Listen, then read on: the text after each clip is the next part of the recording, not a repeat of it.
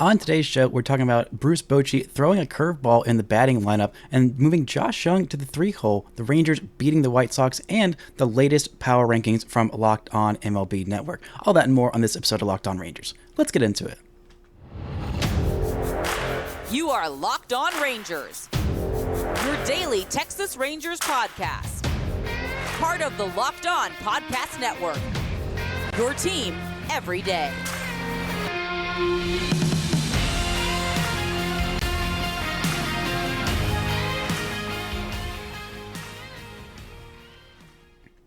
You are locked onto the Texas Rangers. I'm Bryce Patrick, a cripplingly addicted Texas Rangers fan since 2010, the founder and host for all 5 seasons of this Locked On Rangers podcast. Today is Tuesday, June 20th. Your Rangers are 45-27, alone atop the AL West with a 5-game lead over those Angels, the largest lead they have had this season. Thank y'all so much for making Locked On Rangers your first listen every single day. If you're not already, you can follow me on Twitter at Bryce Patrick. You can follow the show at Locked On Rangers. Subscribe on YouTube, where the best way you can help grow the show is to comment nearly any single thing below. Before we get into today's episode, this episode is brought to you by Game Time.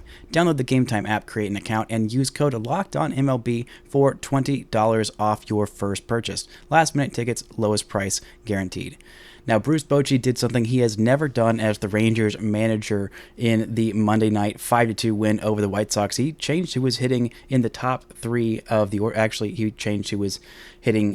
He changed where Nathaniel Lowe was hitting. That's how I should say it. There have been other people who have hit differently in the top 3 in the order when Corey Seager was out, or the one game that Nathaniel Lowe sat out. There was a little bit of shifting in that batting lineup, but for the first time, he moved Nathaniel Lowe down to the number 5 hole, and it worked absolutely gangbusters. The Rangers were facing a lefty, and Nathaniel Lowe is a lefty who does hit lefties well traditionally, and but Josh Jung is a guy who has been absolutely demolishing lefties this year, and it worked to perfection. Josh Jung went 3 for 5 with a solo home run, a pair of runs scored, and a just overall really, really solid game. So far this season, Josh Jung has absolutely annihilated lefties, a 1,050 OPS. He's hitting 343 with a 378 on base and slugging 671. That is absolutely unreal. That is 74 plate appearances, 6 of his 15 home runs on the season,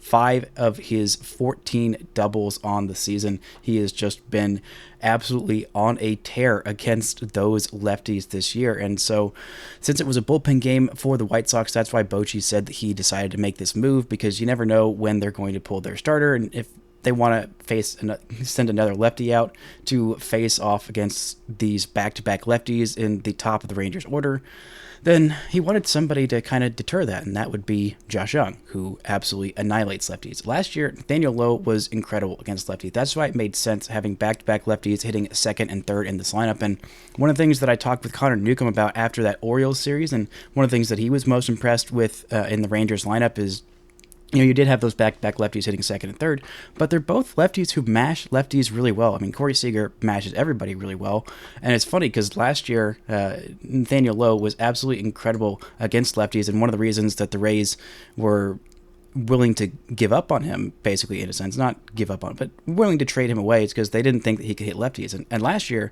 when he won his Silver Slugger, he showed, I can hit lefties, and I can hit the absolute crap out of them. Last year, in 211 plate appearances against lefties, he had 10 home runs, a slash line of 330, 384, 536. That is a 920 OPS versus against righties, only an 817 OPS. He was incredible against lefties last year, and this year it hasn't quite been the case. He's still got a really high on base against lefties, but his reverse splits have reverted. He is hitting better against righties, an 827 OPS against righties this year versus a 710 OPS against lefties, a 349 on base, and slugging just 362. So the home run power has not really been there against in general this year as much as it was last year. I think we might still see a second half tear for Nathaniel Lowe, be as 6 of his 8 home runs against righties this year and only 2 against lefties. Granted, that's 214 plate appearances against righties versus 109 against lefties. So if you even out the plate appearances, it would still be a better number overall against those righties. And he's also got 14 of his 18 doubles against righties versus just 4 against lefties. So moving Nathaniel Lowe down in the order, it might end up sticking for now. Nathaniel Lowe, of the everyday regulars in this lineup, of the A1 game 1 of a playoff series lineup, he has the lowest OPS of anybody that would be in that lineup, which is surprising. It's not really a knock on Nathaniel Lowe. It's more of a comment on how good the rest of this lineup has been. On the year, he's got a 788 OPS. The next closest is Jonah Heim at 792, just 4 points ahead of him. But his overall numbers have been fairly good this year. I mean, if you look at some of the expected numbers, the expected WOBA in the 68th percentile, expected batting average in the 73rd percentile, he's walking in the top 20% of all of baseball. Same with his chase rate. His whiff rate is in the top 30% of all of baseball. He's not really striking out that much. He's just not making nearly as much hard contact as last year. One of the things that I noticed from him his first year as an everyday player in the big leagues, or at least with the Rangers, I should say, is that he was really passive. He had a lot of raw power. His max exit velocity was way up there. I mean, his max exit velo in seasons this year, or in season in his career, 114.3, 114.8, 113.9, 113, 110.8 this year. I mean, when he gets a hold of it, that's a showing of how much raw power he's got, and when he really gets a hold of one, how far he can hit it. And his first year in the big leagues with the Rangers, he had a really great walk rate, very impressive, in the top 10% of the league at 12.5%. Last year, he kind of sacrificed that for a little bit more power. The walk rate went down to 7.4%, which was a little below league average, but the power really showed up. 28 home runs, which was a career high for him last year. He really sold out for a little bit more power. This year, he has gotten much better at balancing that walk rate. I mean, I still think leaning more towards what he did last year as opposed to going back to how, I don't know, I don't want to say passive, because he hasn't really been passive. He just hasn't quite stung the ball. And his defense at first base has improved massively. That's a huge thing, and I think a really huge testament to the kind of player he is and how much he worked his butt off. And he's been one of the best defensive first basemen in all of baseball. And last year, he was by far the worst. Like, just honestly, truly pretty terrible. And this year, he's been exceptional. Like, I really trust his defense and the scoops that he's making over at first base. He's had a 2.2 baseball reference WAR season so far, on pace to be about a 4.5 win player, which is fantastic. Would be the first baseman the Rangers to have done that, I believe, since Mark Teixeira. And we talked about last year him being the best first baseman since Mark Teixeira, and he's really taking another step towards that this year. But Josh Jung, speaking of things Mark Teixeira has done, he's the best Rangers. He might just be the best Rangers first round draft pick since Mark Teixeira. He might surpass Joey. He might even get me to say that he's better than Joey Gallo, which would be really saying something because of my clear, unabashed bias towards Joey Gallo. But the Rangers have not done well on first-round draft picks in years past, and Josh Jung is doing things that Rangers rookies have not done. No Ranger rookie has hit third in the order. No one has hit that high in the order. He might be the first Rangers rookie to start an All-Star game. I mean, it might be a little tough because Jose Ramirez is starting to figure it out, unfortunately, for Josh Jung. I still think that Josh Jung is deserving to start that All-Star game, and he had a big head start on the voting. I mean, he's got a higher Fangraphs WAR than Matt Chapman. He's got a higher defensive rating than Matt Chapman, according to Fangraphs metrics. That's incredible. That is a huge testament to what Josh Jung is doing. But I'm really excited for Josh Jung to continue this. Coming up in just a second, we're going to talk about where this lineup should stand ideally, what it means for Nathaniel Lowe, and if this is going to be the thing that finally gets Nathaniel Lowe going. And also, we're going to look a little bit later at those power rankings. But first, this word from our sponsors. Game Time is the best way to buy your tickets. Buying tickets shouldn't be to your favorite events. It shouldn't be stressful. Game Time is the fast and easy way to buy all your tickets for all the sports, music, comedy, and theater near you. With killer deals on last-minute tickets and their best price guarantee, you can stop stressing over all the tickets and start getting hyped for all the fun you're gonna have. Forget all the planning in months in advance. Game Time has deals on tickets right up to the day of the event. Get exclusive flash deals on tickets for football, basketball, baseball, concerts, comedy, theater, and more. The Game Time guarantee means you'll always get the best price. If you find tickets in the same section and row for less, Game Time will credit you 110% difference. Get images of your seat before you buy so you know exactly what to expect when you arrive. Buy tickets in a matter of seconds. 2 taps and you're all set. Tickets are sent directly to your phone, so you never have to dig through your email. Snag the tickets without the stress with Game Time. Download the Game Time app, create an account, and use code LOCKEDONMLB for $20 off your first purchase. Terms apply. Again, create an account and redeem code LOCKEDONMLB for $20 off. Download Game Time today. Last minute tickets, lowest price, guaranteed.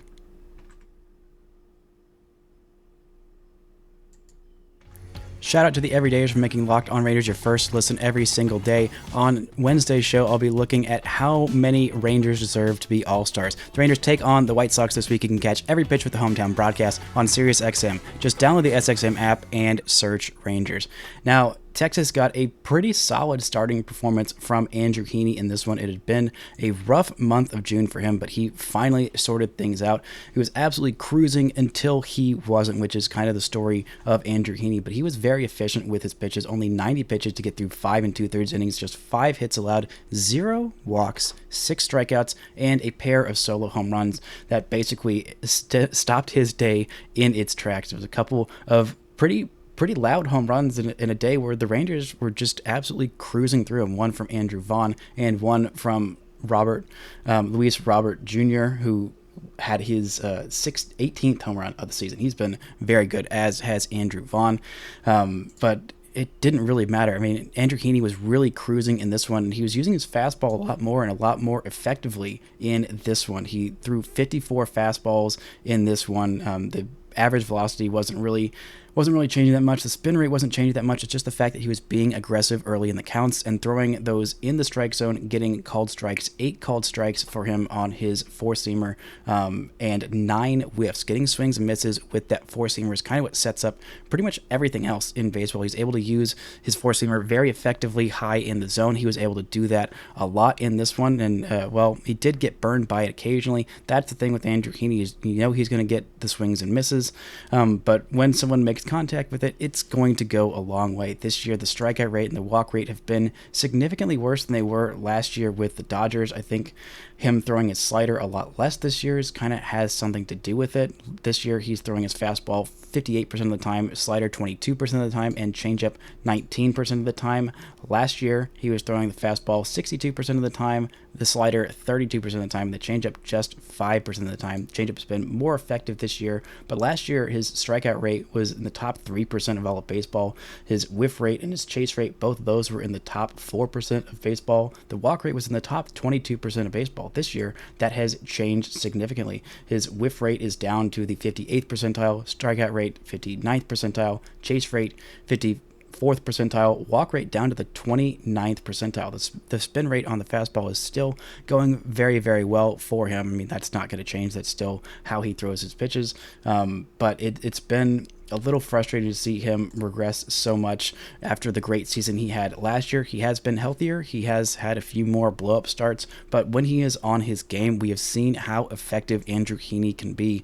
He was signed to be the number 5 starter in this rotation, so this is about what you expect from your 5 starter. Sometimes he's going to have some blow-up games, but he was pretty consistent early on in going at least 5 innings. He did have that really terrible first start against Baltimore, 2 2/3 innings, 7 runs, but then he had a stretch of 6 out of 7 games where he pitched at least 5 innings. That was starting April 10th, his second start, all the way that was against the Royals, all the way until the end of May when he went 7 innings of 1-run ball against Baltimore. Really, really effective stuff for him in that one. But then his last 3 starts had been pretty bad, honestly. Against Seattle, he went just 3 innings when the Rangers spotted him a bazillion runs. Against Tampa Bay, he did go 5 innings, allow only 3 earned runs, which was his best start in June until this one. Then against the Angels, he only went 3 2/3 innings, only allowed 1 run, but still, you would have liked to see a lot more length out of him, especially given that the Rangers are on such a long stretch where they've asked a lot of their bullpen, and Heaney not being able to go at least 5 innings. If you get 5 innings out of him, solid, fine. That's about what you're expecting because, again, he's not super economical with his pitch count.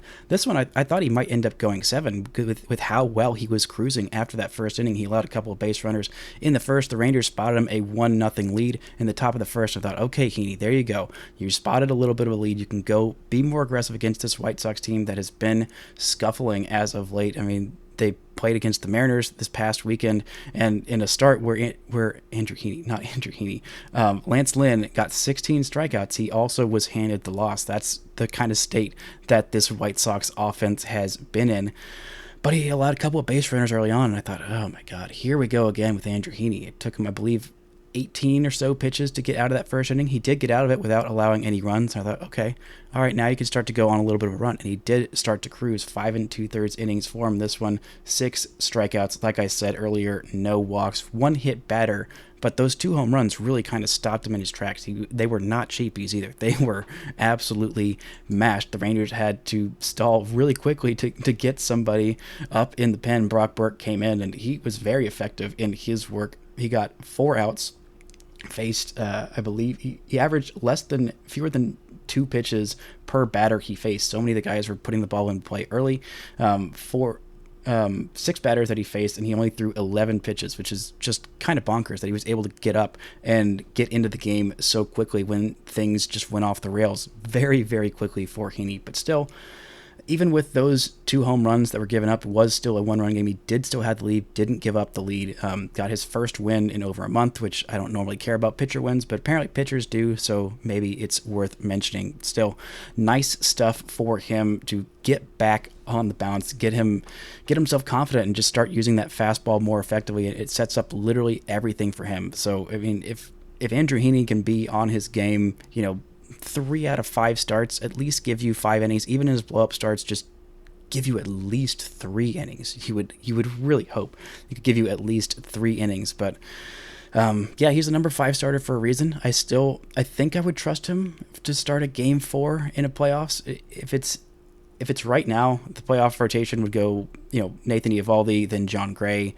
Then it becomes a question mark. I mean, you really only have 4 starters in the playoffs. I don't know if I'd put Andrew Heaney in there right now. I mean, with the way Dane Dunning's throwing, I think he might be the number 3, and then Martin Perez is your number 4. Then you throw Heaney in the pen, have him be absolutely nasty coming in relief for, if you need a mop-up man, then he's your guy, and I think that I would trust him to do that. But I think I might trust him a little bit more than, I don't know. Maybe Dane Dunning goes back in the pen. You have 2 lefties in your rotation, but that starts to ask a little bit more questions. But I'm glad to see him getting back on track. I was a little worried. His season ERA is down under 4, which is about where you would hope it would be. If you have 5 starters in your rotation that have an ERA under 4, then you have a really, really good rotation. The Rangers don't have that as of right now. Martin Perez's ERA is at 4.5, but still having 4 of your 5 starters with an ERA under 4, and 3 of them with an ERA under 3 is a really good spot for your rotation to be. But this bullpen again came up huge. Brock Burke came in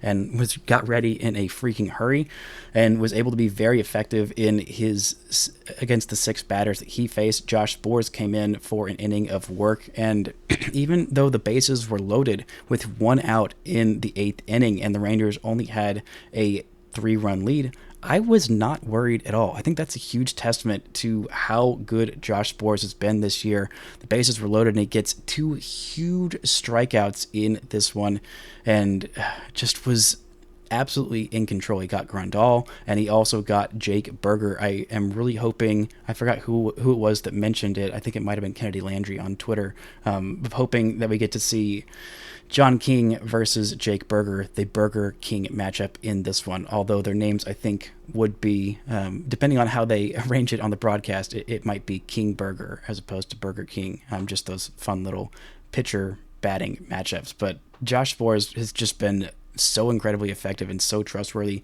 And then Will Smith, despite allowing a couple of base runners, a hit and a walk, he was absolutely nails. Got his 13th save of the season, and I completely trust him in all situations. Both those guys I trust completely. Brock Burke is back on my list of trust. Pretty much everyone in this Rangers bullpen, outside of Jose Leclerc, who I still trust in certain situations, but this bullpen has become an absolute strength for the Rangers. And if the Rangers do still keep getting length out of their guys, if Heaney's still able to consistently give you 5 innings or 5+ innings, and everybody else in the rotation is giving you 5 to 6 innings, then then the Rangers won't have to burn out their bullpen like they did last year. They're in the midst of a stretch of 30 games in 31 days. They will finally have their only off day in that stretch leading up to the All-Star break on Thursday. The Rangers are going to really need it. And hopefully the Rangers can get some length out of their starters the rest of this way, because they are set up to be in a really, really good place. Coming up, we're going to look at the latest power rankings, where the Rangers stack up in their playoff odds, and what the playoffs would look like if they started today. But first, this word from our sponsors.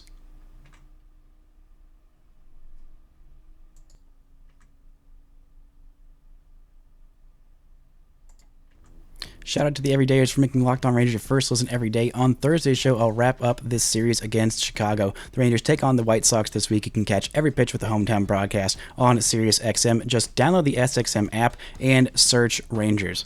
Now, the latest power rankings came out, and the Rangers were, I believe, as high as they have been. My fellow Locked On hosts and myself voted on these power rankings. If you are watching on YouTube, this is where you will start to see them. If you are not, then you can go check out my Twitter, and that's where they will be. But if you're listening to this, we'll just go through the top 10 real quickly. We got the Rays number 1, Braves number 2, Rangers number 3, Orioles at 4, Diamondbacks at 5, Dodgers at 6, Yankees at 7, Astros at 8, Marlins at 9, Blue Jays at 10. And then just missing the cut for that top 10, the Angels at 11, Giants at 12, Pirates at 13, and go all the way down to 20 to find those Mariners, who everyone thought were going to be much better than the Rangers. And also look at the Mets, who just beat down the Astros, who are on a pretty significant losing streak as of right now. They have lost their last, where'd we go? Hold on, I just had it. They've lost their last 5 in a row, the Astros, that is. And the Rangers are on a 3-game winning streak. So the Astros are 6.5 games back in the division. The Angels are 5 games back. The Angels have been very hot. By the way, the call for these rankings came out significantly before, like about a week ago. So the Angels tear and the Giants tear, those hadn't really happened yet. So if you want to extend some grace for us for disrespecting the Angels and Giants, who I still don't really know what to make of the Giants. I might have had the Astros a little bit lower. I'm actually pretty sure I did have the Astros a little bit lower than 8. Maybe I had them at 9 or 10, but still, with their current losing streak, they got absolutely beat down by Max Scherzer and the Mets, and they just got swept at home by the Cincinnati Reds, who are also surging. They're at 17 and on a 9-game winning streak. I think this happened maybe I voted with like 3 games into that Reds winning streak that I wasn't paying attention to because it was the Reds, and they also got Joey Votto back, so they're in a good way, and they're probably going to be much higher in the next power rankings. But still, kind of fun to see that maybe Jacob deGrom did want to sign with a team better than the Mets. And sorry, Mets fans, if you're listening. You're probably not listening because I didn't put Jacob deGrom in the title of this video, so you didn't just go search it just to go say mean things about Jacob deGrom. But the Rangers at 3rd, it feels about right. I had them at 2nd in my power rankings because at that point the Rangers had the 2nd best record in Major League Baseball. They still have the best run differential, and it's 51 runs better than the Atlanta Braves. Right now the Rangers are at plus 151 in terms of their run differential, which is 8 runs better than the Rays, and again 51 runs better than the Braves. Plus 151 is just absolutely bonkers. It's 72 games into the season. They're basically averaging 3 runs better than their opponent per game over the course of the season. Like that's just bonkers of how good this team has been, and I really trust it. And the playoff odds are really in their favor at this point. I mean, Baseball Reference really likes the Rangers a lot more than Fangraphs does. I'm not sure why Fangraphs is. I think Fangraphs might kind of hold to their preseason predictions a little bit better, or a little bit more strongly, less apt to change than Baseball References. But right now, according to Baseball Reference, Texas Rangers have a 96.5% chance to make the playoffs. That is fantastic, and the 3rd best chances in all of baseball. The Rays have a 99.7% chance to make the postseason. The Braves have a 99.6% chance to make the postseason. Rangers also had the 3rd best World Series odds according to Baseball Reference. There's the Rays at 21%, then there's the Braves at 18.3%, and then there's the Rangers at 14.9%. They also have a chance of winning their division 79.5% chance to win their division. The Astros are all the way down to 14.6% chance to win the AL West. That is a really, really good place to be. The average projection for Baseball Reference, their average model has the Rangers with 96 wins, which would be a franchise high. The 90th percentile best case scenario, they say Rangers getting 104 wins. The 90th percentile worst case scenario is 88 wins, which is still really freaking good, and that would take an absolutely disastrous collapse by the Rangers. But this is a team in a really great spot. Fangraphs is a little bit more, reserved, I should say, about the Rangers' chances to win the World Series. They have a 6.4% chance to win the World Series, according to Fangraphs, which is, I believe, fifth last time I checked. The Braves have a 20.9% chance to win the World Series, which is 6% better than the Rays, which is kind of wild to me. The Dodgers have better odds than the Rangers to win the World Series at 9.2%, even though they're third in the wild card chase and third in their division, and also the Padres, who are fourth in the division, and I don't even think they're fourth in the wild card chase. The Padres have a 6.3% chance to win the World Series, which actually that is below the Rangers. Okay, so the Rangers are 0.1% now better chances to win the World Series than the Padres, but this Fangraphs model also has a 82.7% chance to make the playoffs and a 55.6% chance to clinch a bye. Now, in case you don't remember how the first round works of the playoffs, or just the playoffs in general, how they work, I had to look it up the other day to remind myself how the new playoff system works, because the Rangers haven't been in it, so I haven't really concerned myself with it. I just thought, okay, I'll watch the teams that are in it, and then we'll figure out that from there. But in case you forgot, the first two teams in the American League and the National League, they get a bye in that first round. So if you win your division and you have either the best or second best record among division winners, then you get a bye in the first round. Now, that is probably going to be the Rangers or whoever wins the AL West and whoever wins the AL East, barring some kind of insane run by someone in the AL Central, probably the Twins. I don't think that that's going to happen. So the Rangers will probably be the number 2 seed in the American League. I don't foresee them passing the Rays or whoever wins the AL East, which is almost certainly going to be the Rays at this point. So the Rangers will face the winner of the third division winner versus the worst wild card in a 5-game ALDS series. Those first round matchups will be the 2 wild card teams, and then the worst division winner versus the worst wild card in that 3-game wild card series. So the Rangers won't have to worry about that. They'll be able to set their rotation for a 5-game series and move on to that ALDS without having to worry about that pesky 3-game series, assuming that they win the division and they don't have to worry about that wild card chase, which I think at this point, I feel fairly confident saying that the Rangers are going to win the AL West. So at this point, what that would look like is the Rangers facing whoever the Twins would be facing off against the worst wild card, which right now, I believe, last time I checked, it was the Astros, but after that loss last night, I believe that the third wild card would be, it would be the Yankees. So a 3-game series between the Yankees and the Twins. I know that the Twins would feel pretty spurned about that, about how many times they've lost to the Yankees consecutively in the playoffs. I mean, they haven't won a playoff game, I believe, since the 1900s, which is just absolutely baffling. Maybe this is the year that they do it. They have the pitching to do it. And if Aaron Judge is out, we've seen how bad the Yankees can look with Aaron Judge out. The Rangers are going to get a little bit of a look at the Yankees. I believe this weekend is when they face off against New York in the Bronx. So the Rangers right now in the ALDS would face off against whoever won between the Yankees and the Minnesota Twins. That's a series that I feel very confident in the Rangers taking. And then they would head to the ALCS for the first time since 2011.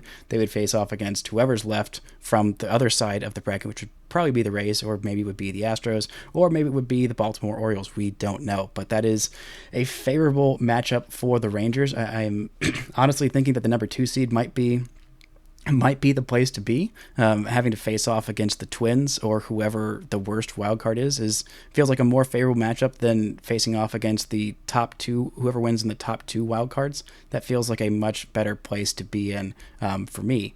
than on the other side of that bracket, because right now the Rays would have to face the winner between the Baltimore Orioles or the Los Angeles Angels of Anaheim, who are currently in a playoff spot. Good for them getting that run in. Hopefully the Rangers don't have to see Shohei Ohtani and Mike Trout in a playoff series, because we've seen what Shohei Ohtani can do. He can just completely take over a series, as he did in Arlington against the Rangers. But man, I'm feeling really good about these Rangers playoff odds. It's June. I'm already looking ahead to the playoffs because the Rangers are just in that good of a spot. They're on a 3-game winning streak. They have a 5-game lead in the division, and everything feels like it's breaking right for the Texas Rangers. That's going to do it for today's show, and until next time, don't forget to enjoy first place Texas Rangers baseball.